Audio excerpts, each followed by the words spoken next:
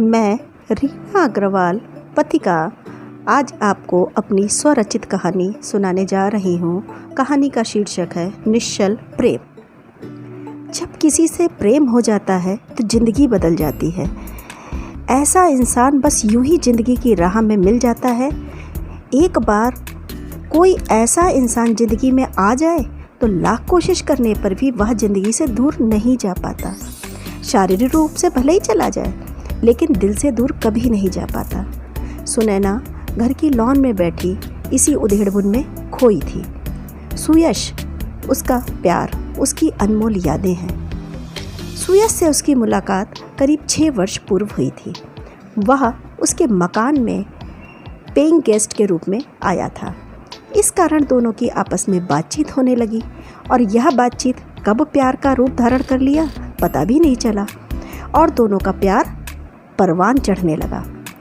पर एक दिन अचानक सुयश के घर से खबर आई कि उसकी माताजी बहुत बीमार हैं। सुयश अपने माता पिता की इकलौती संतान था।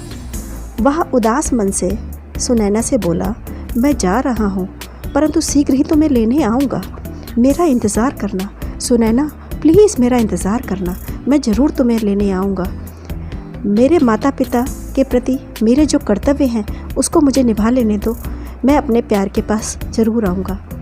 सुयश के जाते ही सुनैना अकेली हो गई, परंतु उसे उसका इंतज़ार था, हर पल इंतज़ार था। उसको पता था कि उसका प्यार ज़रूर उसके पास आएगा। उसके इस अकेलेपन में भी सुयश उसके साथ रहता था। वह जानती थी प्रेम का आधार यदि शारीरिक वासनाएं ही हों तो वह प्रेम संसार की सारी आपदाओं का मूल कारण हो सकता है। स्त्री हो या पुरुष, उसमें विलास भावना एक शराबी की भांति वह उत्सुक और अशांत अवस्था है जिसमें वह नित्य नवीनताओं को खोजता है परंतु तृप्त नहीं हो सकता है। इधर भारत आकर सुयश ने देखा कि पिताजी पूरी तरह से कर्जे में डूबे हुए थे। घर की हालत बहुत दयनीय थी, इसलिए माताजी का समुचित इलाज नहीं हो पा रहा था। सुयश को बहुत दुख हो रहा था। उसने अपने माता पिता का कर्ज से मुक्त कराया और माताजी का इलाज करवाया। इसी बीच सुयश की माँ ने उस पर शादी के लिए दबाव डालना शुरू कर दिया कि अब हम बूढ़े हो गए हैं, तुम शादी करो। तो सुयश ने सुनैना के बारे में बताया, अरे घर में तो कोहराम मच गया कि एक फिरंगी को हम अपनी बहू बनाएंगे। अरे ना बाबा ना, ऐसा कैसे हो जाएगा। माँ ने तुरंत प्रतिकार किया। सुयश बहुत परेशान हुआ। उसने बहुत कोशिश करी कि मैं किसी तरह से अपने माता पिता को राजी कर लूँ, लेकिन ना भाई ना, माता पिता उनके राजी नहीं हुए। हार कर सुयश ने माता पिता की पसंद की लड़की से शादी करनी पड़ी। सुयश की पत्नी शालिनी बहुत ही सुंदर, नम्र स्वभाव की और सुगण महिला थी। सभी का ध्यान बहुत अच्छी तरह से रखती थी, अपने सास ससुर की सेवा कर रही थी और घर परिवार भी बहुत अच्छी तरह से चला रही थी। धीरे धीरे सुयश भी अपने परिवार में रच बस गया, परंतु वह सुनैना को भूल नहीं पा रहा था। उसे उसकी बहुत याद आती थी। वह यही सोचता था कि मिलन क्या किसी दास्तां की आखिरी मंजिल है। नहीं, ऐसा नहीं है। हमारे ख्याल से तो प्रेम को जिंदा रखने के लिए आशिक की यादें ही बहुत ज़रूरी होती हैं। सुनैना मेरे पास ना रह के मेरे दिल में जीवित है। समय अपनी रफ्तार चल रहा था। अचानक शालिनी की तबीयत खराब हो गई और डॉक्टरों ने उसको यही कहा कि ये ठीक नहीं हो पाएगी, इसका इलाज कहीं बाहर अच्छी जगह जाकर कराइए। परंतु कहीं कोई फ़ायदा नहीं हो रहा था। तो सुयश ने सोचा कि क्यों ना अमेरिका में दिखा दूँ और वह शालिनी को लेके अमेरिका आ गया। अमेरिका आने पर उसे सुनैना बहुत याद आ रही थी। वह उससे मिलना चाह रहा था परंतु अपनी बेवफाई याद करके बहुत दुखी हो रहा था। उसने यही कहा कि मैंने सुनैना से कहा था कि तुम मेरा इंतज़ार करना, मैं ज़रूर आऊँगा, लेकिन मैं नहीं आ पाया। इधर अमेरिका में सुनैना सुयश के रंग में, याद में, प्रेम में पूरी तरह से डूबी हुई थी। उसे सुयश की एक एक गतिविधि की खबर थी। वह जानती थी कि सुयश ने बेवफाई नहीं की है, उसकी मजबूरी थी। उसका विवाह करना शालिनी के साथ एक बहुत बड़ी मजबूरी थी। उसका मानना था कि प्रेम साधारण नहीं, ऐसा होना चाहिए जो दोनों की शारीरिक और मानसिक बल्कि आध्यात्मिक संपूर्ण चेतनाओं से ओतप्रोत होना हो। अतः उसने निर्णय लिया कि वह स्वयं ही सुयश और शालिनी के पास जाएगी और वो वहाँ गई। तुम? सुयश सुनैना को देखकर एकदम से बुरी तरह चौंक कर बोला। शालिनी कैसी है? सुनैना ने साधारण भाव से पूछा। तुम्हें शालिनी के बारे में कैसे पता चला? सुयश अपनी झेप मिटाते हुए पूछा। मुझे तुम्हारी हर गतिविधि की जानकारी है, सुनैना हंसते हुए बोली।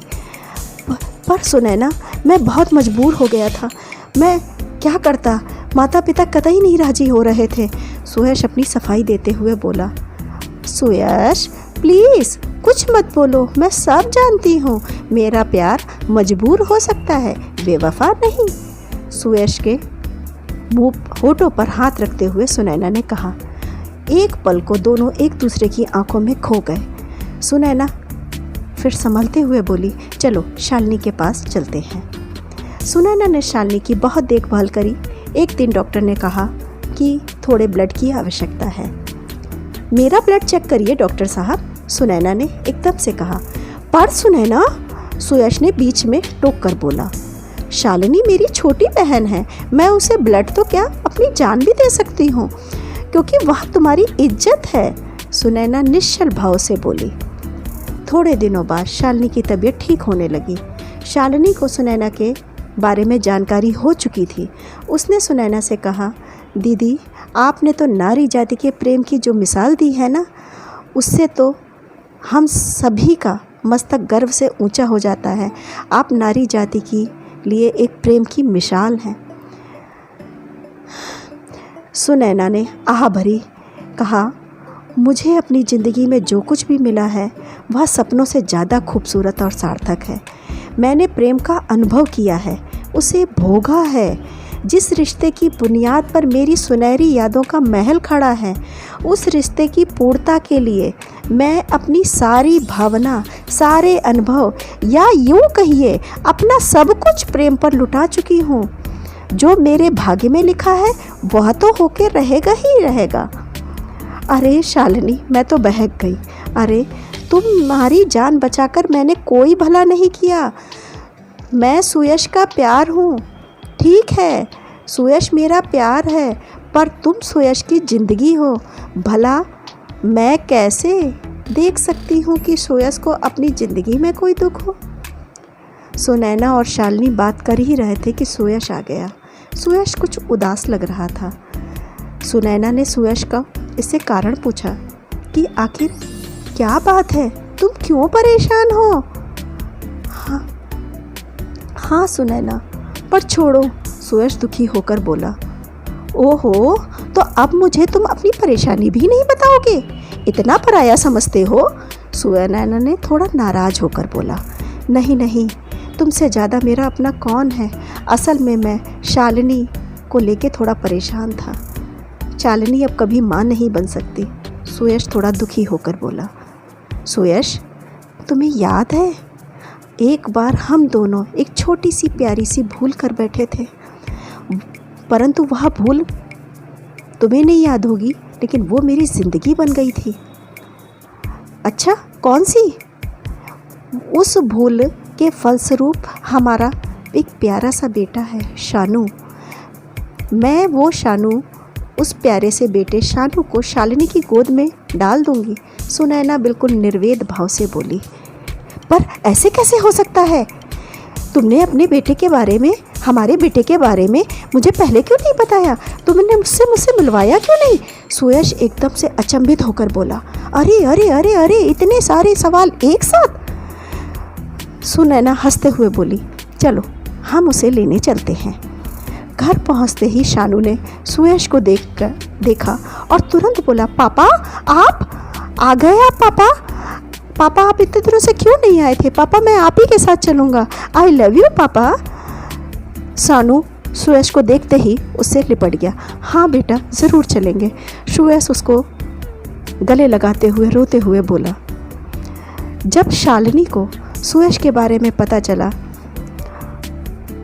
सारी बातें सुयश ने उसको बताई और शानू के बारे में बताया, तो उसकी आंखों से आंसू आ गए। वो रुकने का नाम नहीं ले रहे थे। रोते रोते यही कह रही थी, दीदी आप निश्चल प्रेम की अमिट मिसाल हो। आपके इस शानू को मैं अपनी ममता की छाँव में रखूँगी। मैं इसे कभी कोई आँच नहीं आने दूँगी। लेकिन दीदी, आप भी मेरे साथ चलो। सुनैना बोली, नहीं, तुम मेरे प्रेम की, मेरे प्यार की, मेरी ज़िंदगी लेके जा रही हो। मेरा प्यार तो मेरे पास है, सुयश की यादें मेरे पास है, शानू का प्यार मेरे पास है। अब शानू को दूसरी माँ भी मिल जाएगी।